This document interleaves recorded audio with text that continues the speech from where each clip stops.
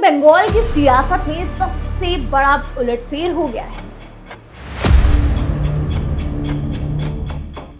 क्या बीजेपी की जीत ने बंगाल की राजनीति का पूरा इक्वेशन बदल दिया है? और क्या ये रिजल्ट देश की फ्यूचर पॉलिटिक्स का सिग्नल बन गया है?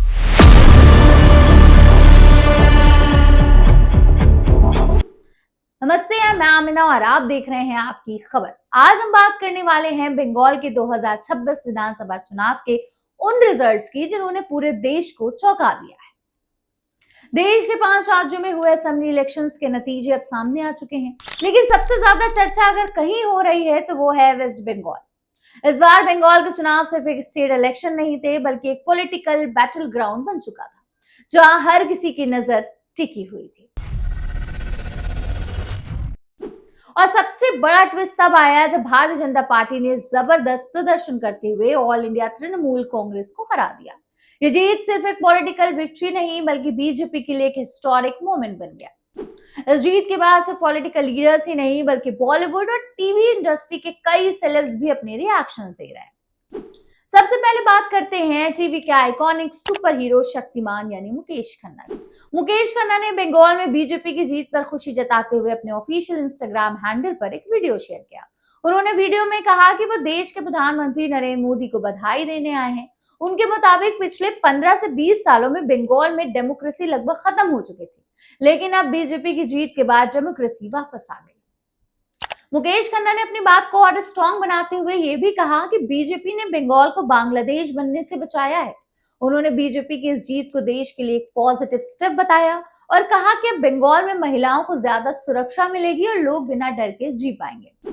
15 से 20 साल में ये वाला राज लोकतंत्र खत्म हो गया था।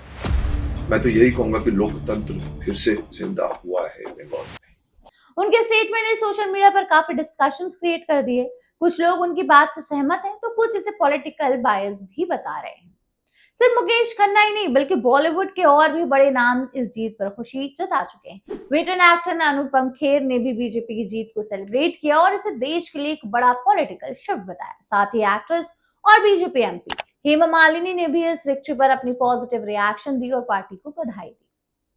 इन सब के बीच खुद पीएम नरेंद्र मोदी ने भी इस जीत को लेकर अपनी बात रखी। उन्होंने कहा कि ये जीत 15 सालों की मेहनत का नतीजा है। उनका कहना है कि बीजेपी ने बंगाल में ग्राउंड लेवल पर काम किया, लोगों के बीच अपनी जगह बनाई और उसका रिजल्ट आज सबके सामने। अब बात करते हैं बंगाल की फॉर्मर सीएम ममता बनर्जी की। इस हार के बाद उन पर भी सवाल उठ रहे हैं।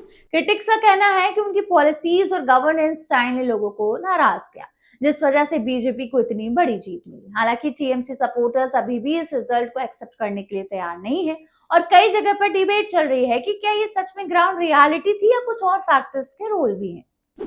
खैर, बंगाल का ये इलेक्शन रिजल्ट सिर्फ एक स्टेट तक लिमिटेड नहीं है, ये नेशनल पॉलिटिक्स के लिए एक बड़ा सिग्नल है। आने वाले लोकसभा इलेक्शंस के लिए भी एक स्ट्रॉन्ग मैसेज माना जा रहा है कि पॉलिटिकल इक्वेशंस रैपिडली चेंज हो सकते हैं।